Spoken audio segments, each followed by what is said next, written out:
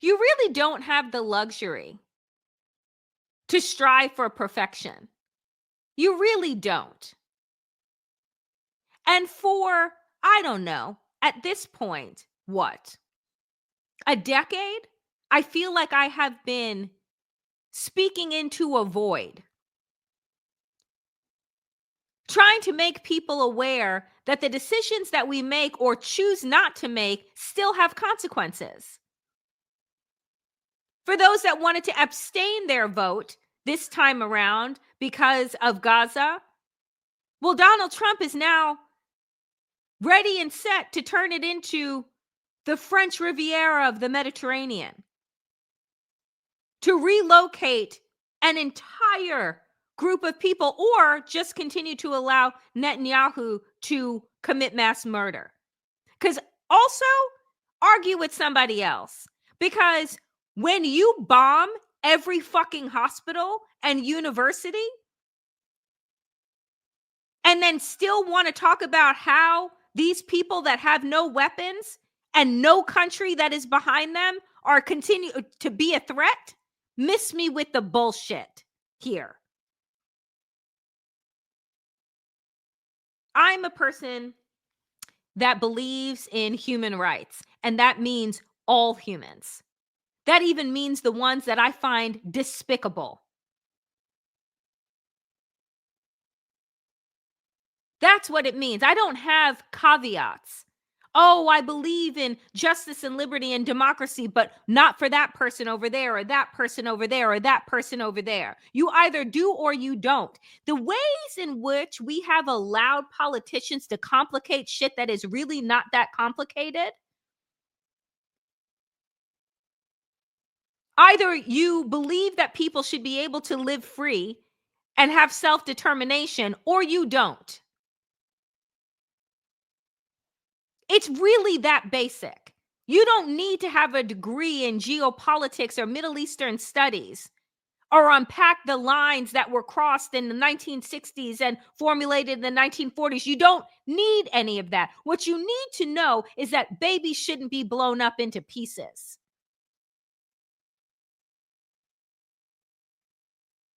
That people should be able to live free and not under duress and have their homes taken from them, shuttled into smaller and smaller space until they just cease to exist altogether because you don't like the way that they worship. I am so sick and tired of people telling us that this shit is complicated when it's fucking not. And that is how we have allowed ourselves to get into this place where it's like either people abstain from the conversation around human rights and justice altogether, or they want to give you all of these statistics. In fact, oh, you don't know, you don't know, you don't know. What I know is that my ancestors were brought to this country against their fucking will, shackled like animals at the bottom of a ship. And those that did not make it were thrown overboard like they were rubbish. That this country that could not have been created without them still in this century chooses to erase the fact that they were even brought here in the first fucking place and want to talk to us about their exceptionalism when they could do everything except labor. So I want us in this moment of great and deep despair, because I am in it today, friends. I have been vacillating in and out of tears all day, because there are some moments that just really hit you where I seek to find joy. I seek to look for pockets of peace. But then there are those days where the darkness just is. And I'm not going to pretend otherwise. Because I told you all here that when you decided to subscribe to this channel, to show up to this show on a daily basis, that I was going to tell you the truth, whether or not it was easy. Because the reality is that the truth is never easy. It's why people don't ever want to hear it. They would rather be lied to because that feels nicer. It felt better for 77 million Americans to believe that Donald Trump was going to make them all rich, was going to take away all those pesky black and brown people that, been stealing their jobs and their livelihoods, that he was going to bring it back to the era where they were the captains of industry, where they were the ones that were in control. He played on their emotions because they can't deal with their lacking. They can't deal with the fact that the world around them has been changing. And then rather than figure out a way to keep up with that world, they'd rather it just stop or end possibility for other people so that they could feel like they were moving forward, even if they're standing still. So long as you can remove whatever perceived obstacles that you have in front of you, it seems like you're at the finish line. It doesn't matter whether or not this used car salesman has you shackled to discrimination and racism that will never actually have you move forward. Folks, today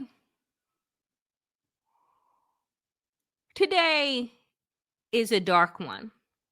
But I want to lift up some of the light that happened so that when we get to the dark part of today,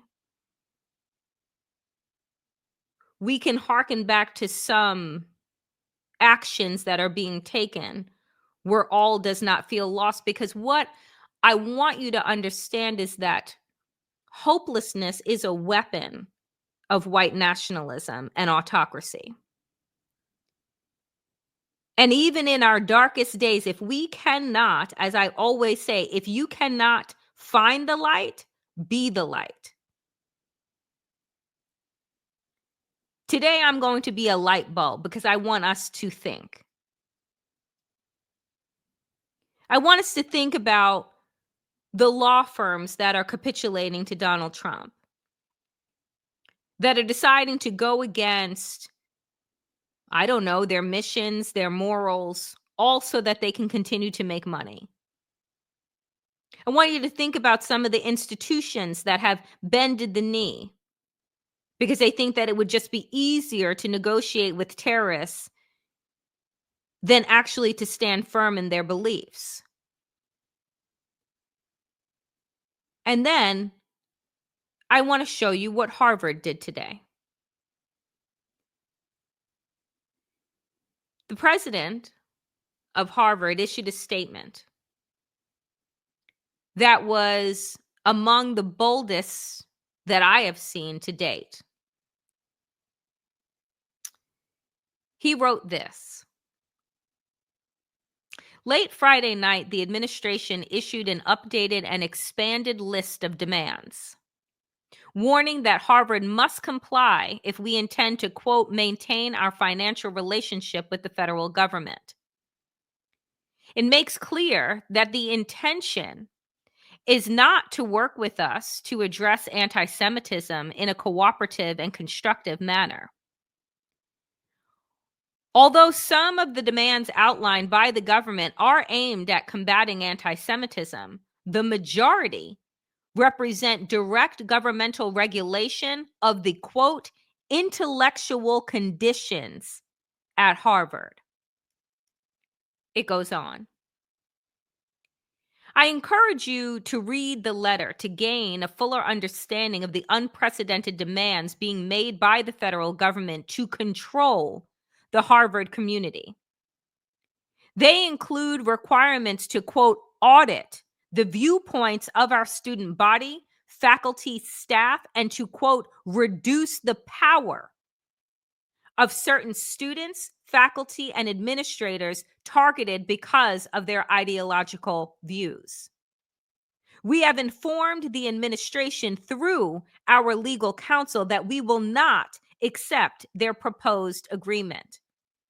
The university will not surrender its independence or relinquish its constitutional rights. It goes on. The administration's prescription goes beyond the power of the federal government. It violates Harvard's First Amendment rights and exceeds the statutory limits of the government's authority under Title IX. And it threatens our values as a private institution devoted to the pursuit, production, and dissemination of knowledge. No government, regardless of which party is in power, should dictate what private universities can teach, whom they can admit and hire, and which areas of study and inquiry they can pursue.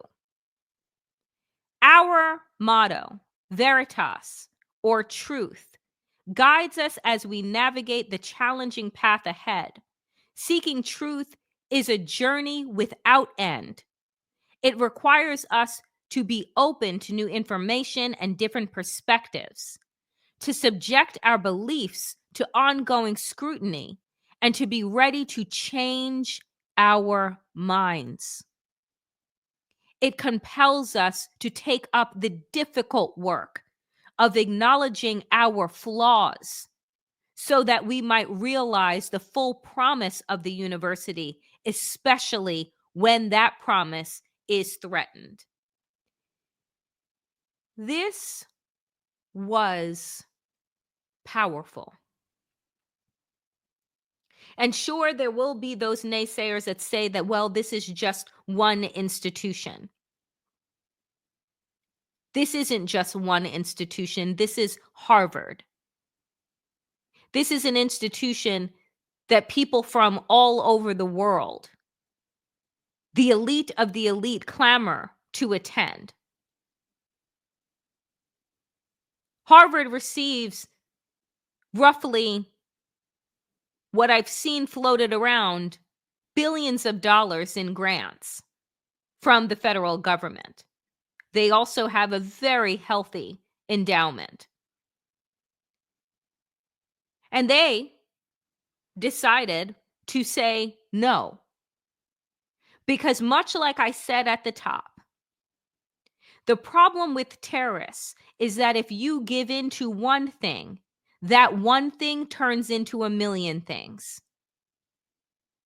This administration's appetite for destruction is insatiable. You are never going to get on the right side.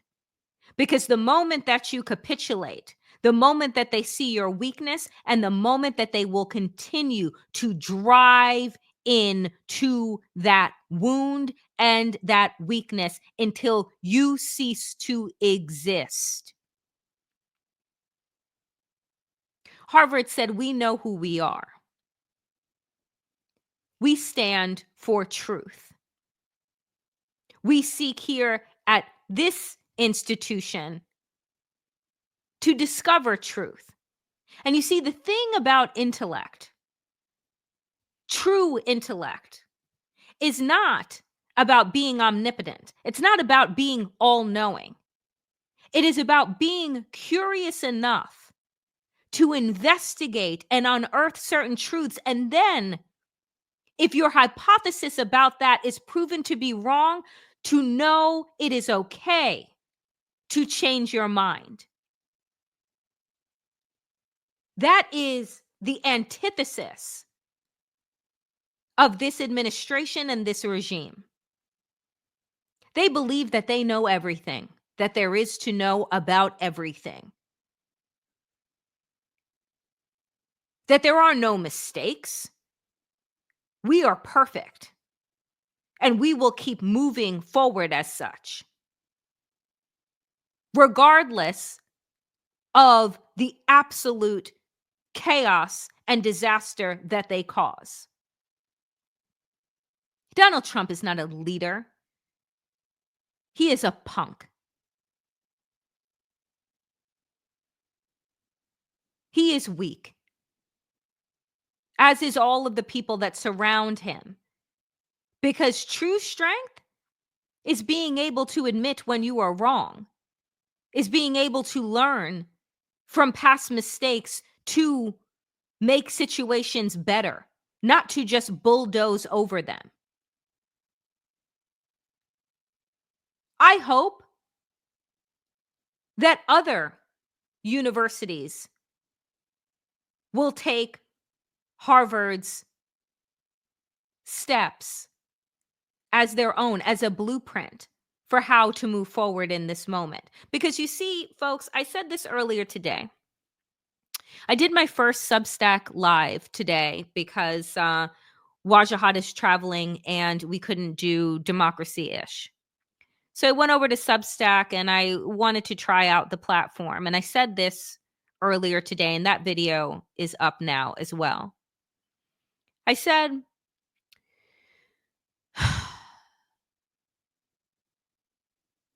the thing about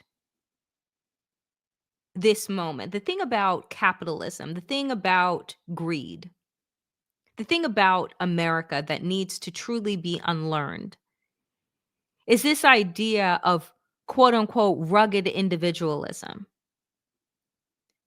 This idea that any one person's success, that success was created by themselves, for themselves. And that if you don't do those things for yourselves and by yourself, then somehow you are not successful. You see, that was one of the biggest lies that the oligarchs told, because they know that true power is in the collective. And that if we are unified across class, across race, across ethnicity, across gender, then we will cease being able to be manipulated. Because we will have decided upon our common goal, and our common goal is not to be able to survive in America, but to actually be able to thrive in America. And we all want the same things to survive: health, happiness, self-determination, the ability to live our lives the way that we want to, the ability to work, but not be worked into the ground. The ability to have our tax dollars pay for quality education and quality health care. This is not a menu that you give to Santa Claus. This is what any civilized, industrialized nation provides for their fucking people. But somehow, we have been fed this entire lie and bullshit about America, rugged individual. Look at us. We never take vacation. Look at us. We leave all of our vacation days on the ground. Look at us. We don't need health care. We can afford to pay the $1,000, $2,000, $3,000 premiums and still call ourselves exceptional? When we have no maternity leave, no paternity leave, and you can still dictate your life expectancy by your zip code?